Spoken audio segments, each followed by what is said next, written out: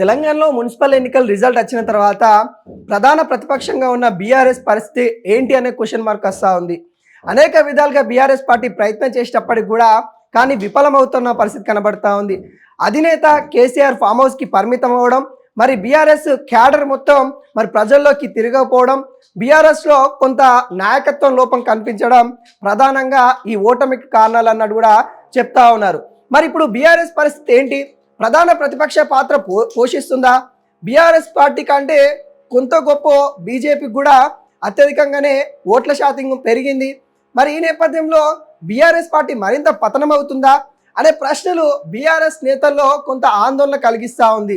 అనేక విధాలుగా ఈ 2 సంవత్సరాల నుండి కూడా చూసుకున్నట్లయితే పార్లమెంట్ ఎలక్షన్లో కావచ్చు, అటు కంటోన్మెంట్ ఉప ఎన్నిక కావచ్చు, ఇటు జూబ్లీహిల్స్ ఉప ఎన్నిక కావచ్చు, మొన్న జరిగిన సర్పంచ్ ఎలక్షన్లు కావచ్చు, నిన్న జరిగిన మున్సిపల్ ఎలక్షన్ రిజల్ట్ కావచ్చు, అన్నిట్లో కూడా మరి బీఆర్ఎస్ విఫలమవుతున్న పరిస్థితి కనబడతా ఉంది. ఇంకా మున్సిపల్ ఎన్నికల్లో మాత్రం బీఆర్ఎస్ పోటీయే చేయలేదు.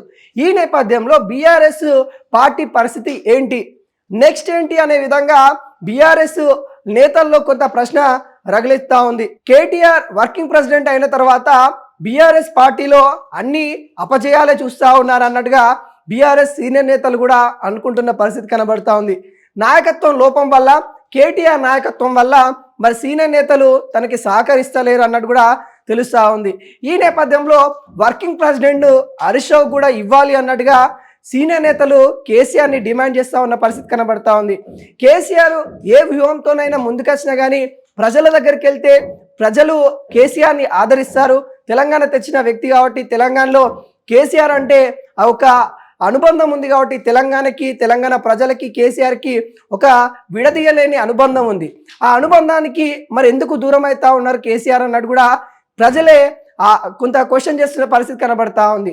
ఈ 2 సంవత్సరాల్లో ప్రతిపక్ష నేతగా ఉన్న కేసీఆర్ ఏ ఒక్కసారి కూడా మరి ప్రజల ఇబ్బందులు ఉన్న సమయంలో మరి బయటికి వచ్చి మాట్లాడలేదు.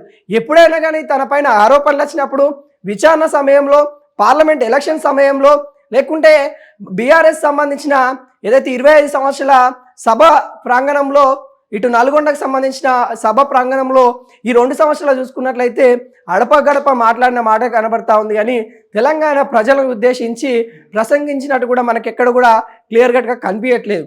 ఈ నేపథ్యంలో కేసీఆర్ ఎందుకు మౌనంగా ఉంటా ఉన్నారు? కేసీఆర్ మౌనం దేనికి సమాధానం అవుతుంది? మరి రేవంత్ రెడ్డి పాలనలో 6 గ్యారెంటీలు అని చెప్పేసి కాంగ్రెస్ పార్టీ వచ్చింది. కాంగ్రెస్ పార్టీ వచ్చిన తర్వాత కొన్ని గ్యారెంటీలు చేశారు, కొన్ని గ్యారెంటీలు చేసే ప్రక్రియలో కొనసాగుతూ ఉంది. కానీ బీఆర్ఎస్ పార్టీ ఎందుకు కాంగ్రెస్ పార్టీని నిలదీయలేకపోతా ఉంది? మరి కేటీఆర్ నాయకత్వం లోపమా, లేకుంటే హరీష్ రావు సహకరించట్లేదా?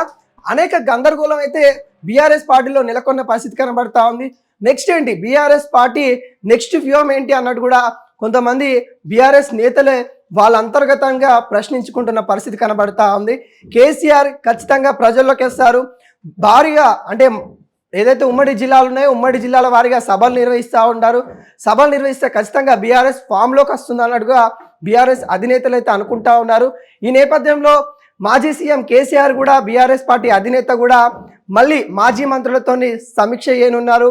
ఎందుకు ఇంత ఓటమి చవి చూసింది, మరి ఎందుకు ఓటింగ్ శాతం అటో ఇటో 25 నుండి 30 దాకా వచ్చినప్పటికి కూడా మరి వార్డులు గెలుచుకోలేకపోయినా, మున్సిపల్ స్థానాలు గెలుచుకోలేకపోయినాం అనే విధంగా వాళ్ళ సమీక్ష అయితే చేసుకున్నట్టు కూడా తెలుస్తూ ఉంది. ఏది ఏమైనా కానీ కేటీఆర్ నాయకత్వం పైన ఈ ఓటములన్నీ కూడా తనపైనే పడే అవకాశాలు కనబడతా ఉన్నాయి.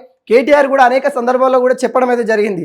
బీఆర్ఎస్ పార్టీని 2 భుజాల పైన నేను తీసుకొని వెళ్తున్నాను, నేను ఒక్కడి వల్లనే అంత చేస్తూ ఉన్నానని కూడా తనైతే గర్వంగా చెప్పిన పరిస్థితులు మనం చూసాం.